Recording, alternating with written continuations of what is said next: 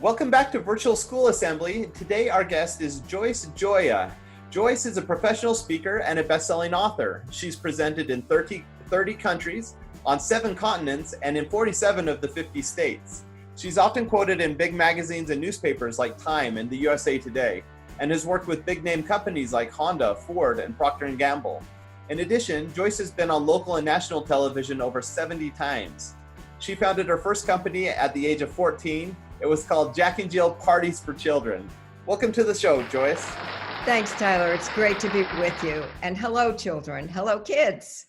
Hello, students. That's better. This is a difficult time for all of us. I'm sure that you would agree, Tyler. And, we want to stay safe. We need to stay safe. And at the same time, it's important for us to stay happy. And it's easy to say, and sometimes not so easy to do when you're feeling like you're really in a jail or a prison because you can't go outside as much as you used to. We can't go out and play with friends outside. When we want play dates, sometimes they have to be computer play dates. So life is very different right now. And sadly, life is likely to be different for quite some time to come. And so it's really important for us to know how to stay safe and happy during this time. So I have 3 suggestions for you for staying safe. One is to wear a mask.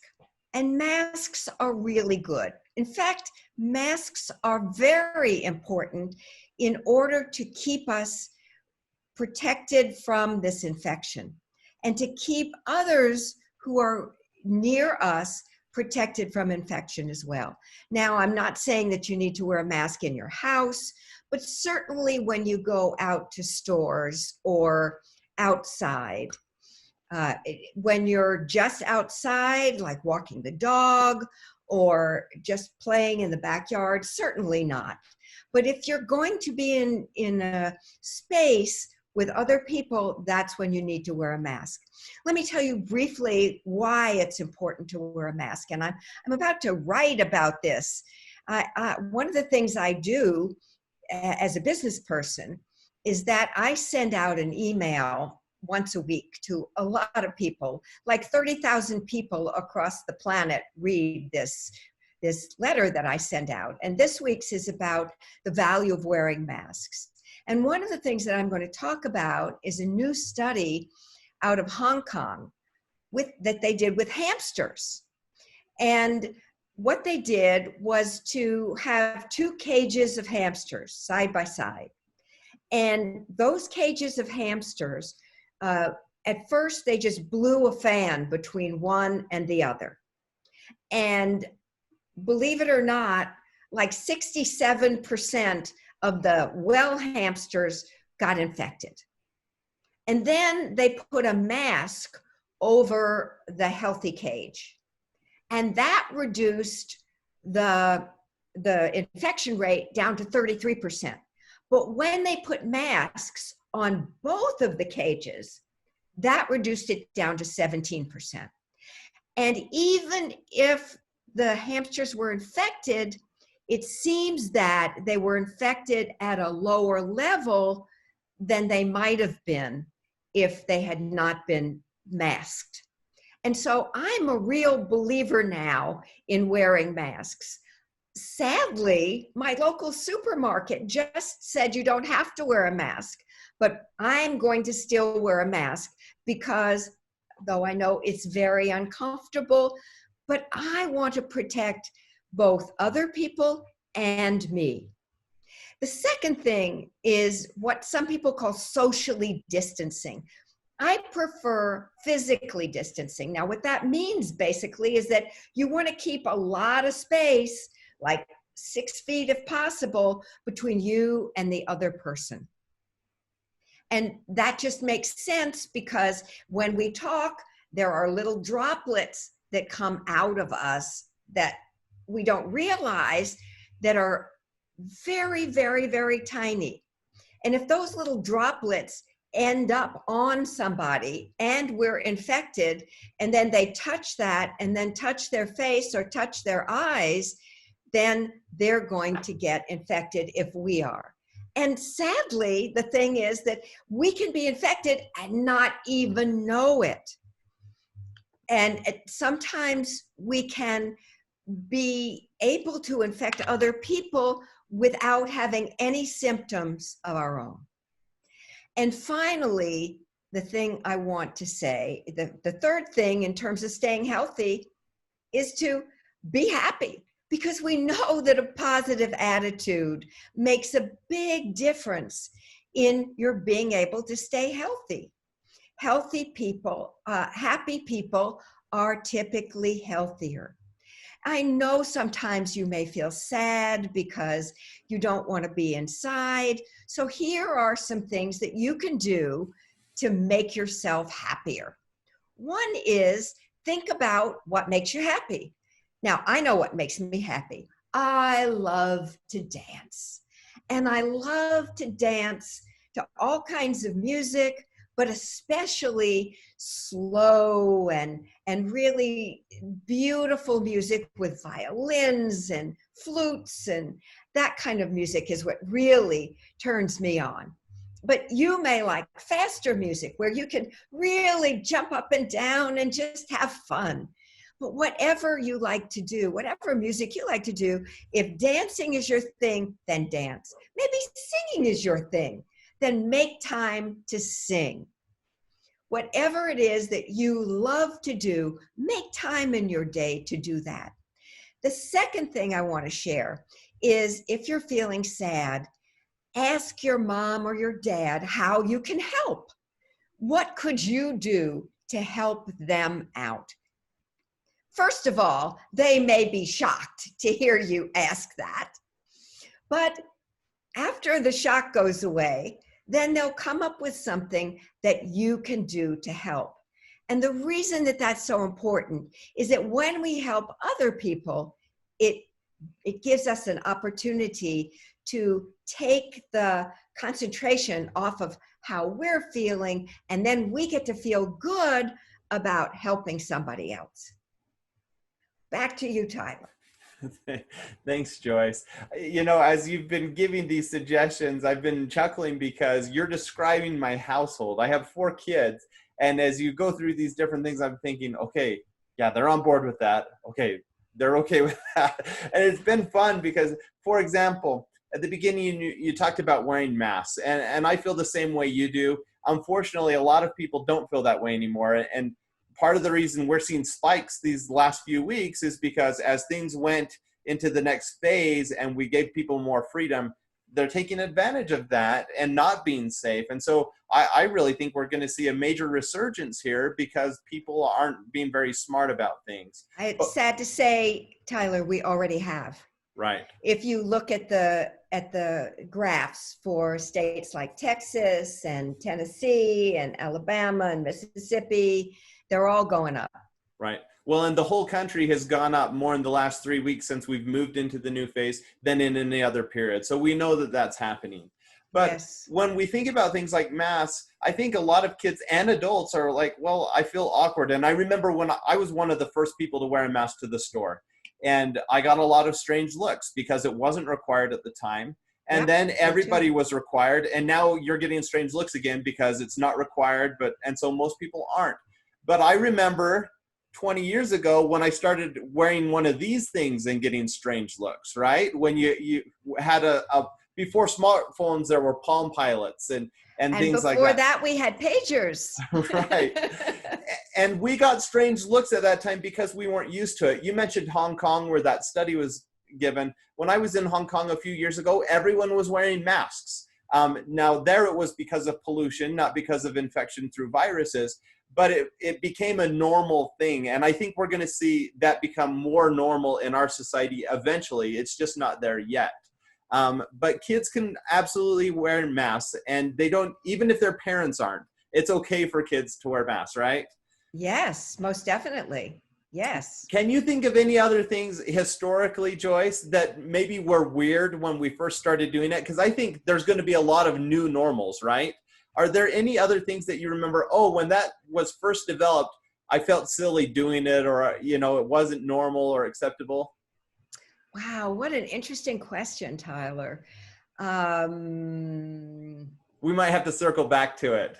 That requires, I know there are things, and I thought of the phone thing, but I thought, you know, anytime there's a shift in our community, it's going to feel a little awkward in the beginning. And that's why we need to be safe first. And I like that you sequenced it. Be safe, and then let's focus on being happy, because we can't be happy if we're not safe, right?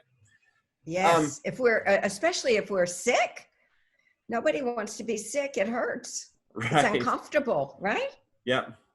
So let's talk about being happy for a minute here. You mentioned dancing and finding what you like to do. What if what you like to do requires you to be with people, or requires you to be outside and you can't be outside? What should you do then? Well, find something else that makes you happy, but also there are ways to be with other people and not be outside. Right. And I'm thinking about the fact that our kitty cat, Mm-hmm. I'm a dog person who owns a cat, and our cat, Miss Kitty, loves the outside air, and she cannot be outside because we have coyotes and bobcats and all kinds of predators who enjoy eating Miss Kitties for lunch. Right. And so we keep her inside, but we open a window for her. And it gives her a chance to feel like she's outside when she's staying safe and being inside. Right. That's a really good point. So you may want to spend some time looking outside, some more time looking outside, or drawing a picture of being outside, or something else that would help you feel like you're outside. Or you can even just watch videos of being outside, right? Yep. We did that early on when we came home and were working from home and doing school from home. We had to cancel a bunch of trips. And so we started going on virtual field trips where we would visit museums. We would even ride roller coasters, and we'd watch videos of doing it. And it, you know, it's obviously not the same thing, and it wasn't quite as fun, but it made us feel like we were at least trying. You know, we were trying to have some experiences, and certainly we had some memorable moments as a family. So that can go a long way. Well, actually, what's coming is a new kind of technology called virtual reality. Right. And at some point, we'll have that more perfected, and we'll be able to have those experiences in a more experiential way, a more active way than we can now. So, and we won't have to leave our homes. So we'll really have that experience in a more profound way than we can right now. But I applaud you. That's a great idea. You know that they're even selling houses now with virtual tours? Yep. Yeah, and that's actually not new. They've been doing it for a long time, but those things are gaining priority just as virtual reality is. So we've had VR for a really long time as they've developed different technologies along the way, but it's getting better and better and more mainstream. And we'll see that with a lot of virtual things. I mean, that's this whole channel, Virtual School Assembly. I'd much rather be in a real assembly with you, but guess what? You're not going to fly over from Texas whenever I want you to just be at my school, but we can do it virtually. And so it's affording us a lot of opportunities we didn't have before. And if I do get booked in your town, I will be happy to come and speak to your students in person. Excellent. Thank you. Well, but I love that we have opportunities to do this, Joyce, because I know that you keep a busy travel schedule with all your speaking and all that you do. And so it's wonderful. Well, exactly. No, we're all being put on hold. But this is an awesome opportunity to hear from you. Can we dig into your story a little bit? You Sure. mentioned a little in the beginning, but you've written a bunch of books. You've done a lot of media spots, and I know you have several interests. Where did this all start for you? When did you become, entrepreneurial and start all these different ventures? Well, I started my first business, as I mentioned, as you mentioned, in high school with Mhm. Jack and Jill parties for children, where I was actually working for someone else called the woman had a company called Pied Piper Parties for Children. Huh. And she decided she was leaving New Orleans, which is where I grew up. And I said, just let me take over the business. And she said, no, no, but I'll make sure that anybody who calls me for a party. So then I had to come up with a name that Mhm. was universal, and it was really hard to come up with something that wasn't either male or female. And so I finally came up with Jack and Jill Parties for Children. And I would do exactly what I had done through her, which is that I would train my my my peers, other students, to go to children's parties to tell a story, maybe Cinderella or Pinocchio, and they would go dressed up as those storybook characters, and they Hmm. would tell their story. They would cut the cake, have the kids close their eyes, and disappear. Very cool. And So, that was high school. wow. And So, then, yeah, go go ahead. Go ahead. ahead. Sorry, I don't want to cut you off. Well, no, I then did a lot of work for other people and organizations. I did a lot of work in libraries. Hmm. From the time I was in third grade till the time that I graduated from college, I worked in libraries, which stood me in very good stead as a futurist because I knew a lot about research, therefore. And what happened was I graduated from the University of Denver at the age of 20. And it was very tough at that time to find a job. So I ended up working in an employment agency where I could use my brains and my mouth because I didn't have any other skills. I didn't know how to type. I didn't know how to take shorthand. I couldn't run a 10-key adding machine. So that was it. Right. So I ended up working there and had a really great time. 6 months after I started, my boss left. And so I became the manager of what was then called the women's division. But that was a long, long time ago. And I think that the most pivotal job I had was when I became publisher of a magazine called The Complete Buyer's Guide to Stereo Hi-Fi Equipment.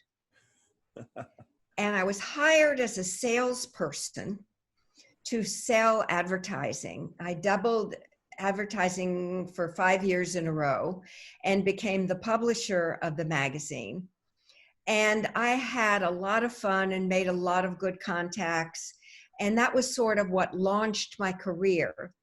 And then after that, I became a consultant for a little while and then took other jobs. I worked in a direct marketing agency. I worked in another type of direct marketing agency. And then I had an opportunity to do some work for a brand new magazine that was just being launched called Chocolatier. And I took over as director of promotion. And I worked a deal with them where I was able to have my own business and I was able to do their work at the same time. So my name was on the door and so was theirs. And that allowed me to grow my consulting business along with the work that I did with them. And that magazine actually won an award. It won a Silver Folio Award for um, its response to the package which I had developed. Cool. So Joyce, as you talk about kind of your progression throughout your career, I think there's a few common areas. One is that you work hard, and two is that you work with others. And one thing that you said that really jumped out to me is you said, I made a lot of contacts and then my career took off. Do you think it's any coincidence that as you made relationships and as you fostered those relationships, that's where you started to see the most success? No, it's not an accident at all. And in fact, I highly recommend that if any of the high school students who are watching us can get internships, I highly recommend that they do that, because that is the beginning of your developing those very valuable relationships. Yeah. You know, the amazing thing with that is it's never been easier to have an internship or to get an internship. You can reach out to people so easily today, just as I reached out to you. I used social media to find you and we connected and started that relationship. But my 14-year-old son, he just recently, he's really interested in cars and I'm really not interested in cars. Uh-huh. And so he wanted to be able to learn how to fix up a car because he wants to buy his first car and he wants a Mustang and he has all these specific Whoa. orders. And I said, well, I can't really help you, but I know people who like cars. And so I connected him with a few of my friends. Well, one of them, he kind of took him under his wing and my son started going over on Saturdays. This wasn't a formal internship, but he found an adult who had a skill that he wanted. He started going over on Saturdays and working. It's kind of a Karate Kid experience where he'd go work and he'd fix the fence, he'd work on the farm and do things. And then they'd work on the car for an hour or two. And my son has learned so much about car restoration and maintenance. And he now has a friend. So when he gets that car, he already has someone that can help him to fix it up and make it what he wants. Totally an easy thing to do, but it takes initiative to take that first step if you want an internship. It does. It does. And I highly recommend that students ask their parents if maybe they have the contacts already. And if they don't, then don't be afraid to call somebody up and say, hey, would you be interested in having some help? Right. Now, this is something that you are really good at, Joyce. I know because you've been on television all over the world and you've had spots and you're featured in media and you've been mentioned in major publications. For you, even now, how much of that is people coming to you to ask for things and how much is it, are you still asking people, you know, can I come and talk to you? Can I learn these things? Where's kind of that breakdown now for you? Mostly it's still my initiative reaching out to people. Now I find out that they're looking for insights and for information, and then I send them something. Just it's the same reason why back in 2013 I was named USA Today's First Road Warrior of the Year. And it all boils down to being very responsive when you hear that media is looking for some information. Right then, that's when you have to respond. Yeah. Not 10 minutes later, not 2 hours later. That's the moment. And then the second thing is that you need to be able to talk in short answers. I call it sound bites. Right. When that makes a big difference, because then the media is able to communicate what they need to say in a shorter space, in a shorter time. And that's highly valued today. Yeah, I appreciate you sharing that. I hoped that that would be your answer because this is an opportunity that kids have right now. There are opportunities to reach out, to find things that either they're interested in and want to develop skills or ways that they can share with the world. And you've shown throughout your whole life that if you take that initiative, if you find a need and you feel that need, there will be opportunities and there will be doors that open. So that's a really important message for kids watching this. Any final advice before we wrap up here? As kids move into the summer months and they're thinking about how do I spend my time? What should I do this summer? I'm stuck at home. Any thoughts on what they can do to make this the best summer ever? Well, one of the things that I've found that keeps me sane is that I actually exercise a half an hour of cardio every day. And I think staying busy and staying active makes a big difference. Now, do we need to be outside to be able to run? Nope. My exercise regimen has me running on a wall for a minute each night. Right. I do jumping jacks for 45 seconds. I don't need a big space to do jumping jacks. Right. So I'm able to do my entire workout within a very short, a very small space. And they can too. Yeah. And there are Absolutely. lots of videos online, free videos, exercise videos, all kinds of great things that you can find on YouTube. Just take the initiative and look for them. Yeah. If you do that, you'll probably find my stuff because that's my area of expertise. I haven't talked about it on this channel, but yeah, that's my wheelhouse. We'll get into that some other time. So Joyce, as we wrap up here, if people want to learn more about you or see what you're up to, where's the best place for them to find and connect with you? Well, they can find more about me at https:// Gioia, and that's spelled GIOIA.com. And if they want to sign up for the Trend Alert, they can do that at the same thing, HermanTrendAlert.com. Right. And they can also reach me on that same site. Okay, perfect. Well, thank you so much for all your advice today, Joyce, and sharing your story with us. Really appreciate it. It's really been a pleasure, Tyler.